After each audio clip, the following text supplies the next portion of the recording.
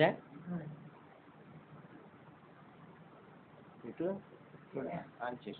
On చేసి recording starting నొక్కిచ్చే starting నొక్కా okay. Now AP 120 words per minute. AP April 58 120 words per minute. AP April 1958 నిమిషానికి 120 పదాలు. AP April 1958. Now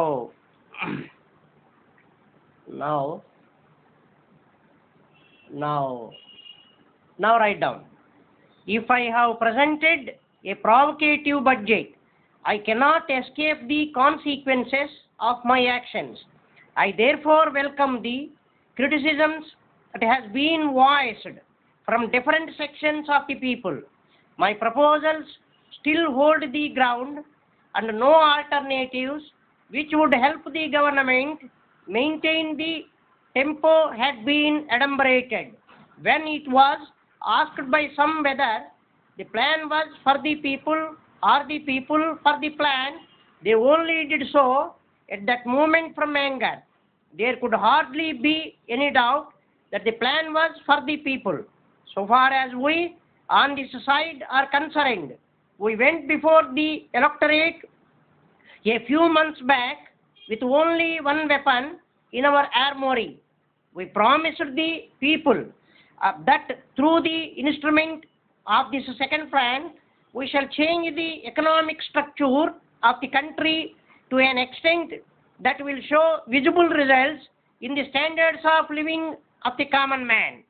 Our main hurdle was the shortage of foreign exchange. As the planners had recognized, if some more exchange was available, then they could inject a little dose of deficit financing into the country.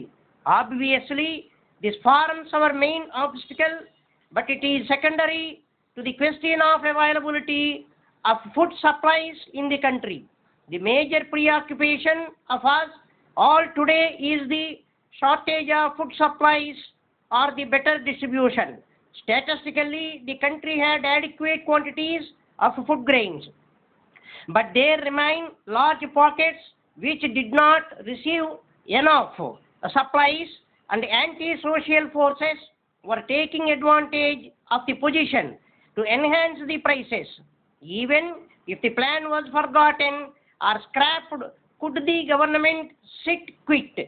It would still be their responsibility to find the food for feeding the people, and resources could then be thought of for the purpose. What was the use of a government elected on adult suffrage if it failed to do something to push the economy from the present stagnant position to a dynamic one?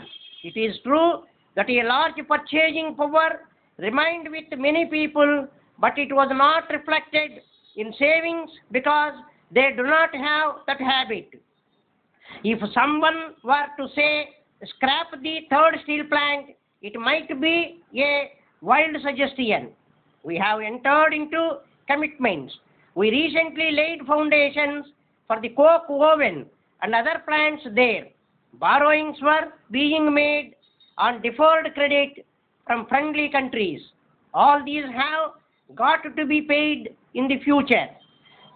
Nothing fruitful could be derived by asking to freeze all foreign assets and inhibit remittances abroad. The jute exports might contract, tea exports might not increase, cotton textiles might diminish, and a little more might then be available for engineering projects. But steel would be the only commodity on whose basis there could reasonably be exchanges between countries in future. It can, however, be admitted without reservation that many of our projects do not yield the returns expected from them. Some projects are there where even if all the agricultural schemes are put into operation, the income would hardly be sufficient to amortize the capital or even pay the interest charges on them.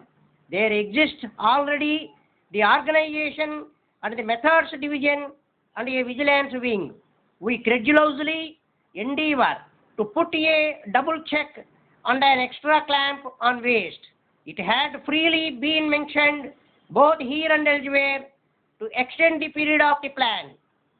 The plan is not some kind of India rubber to be elongated. It is inflexible.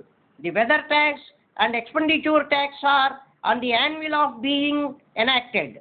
Avoidance of declarations to the taxpayer we cannot think about. Wealth tax becomes possible only in the event of women declaring their jewelry.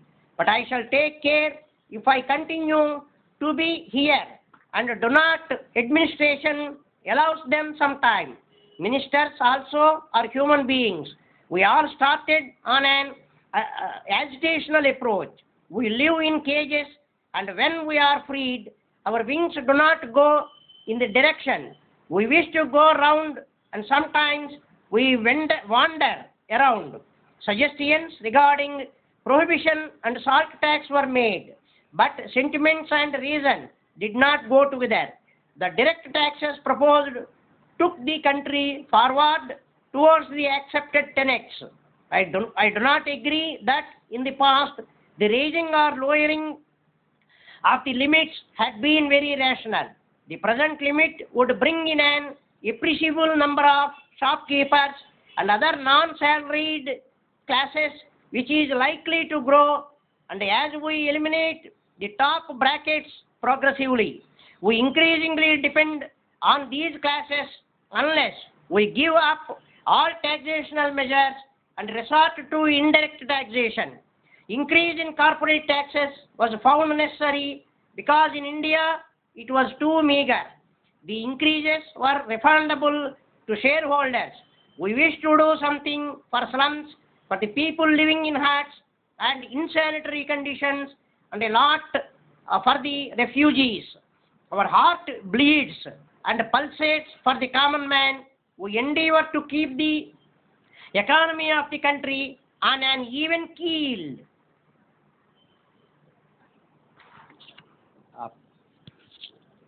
The Nazi.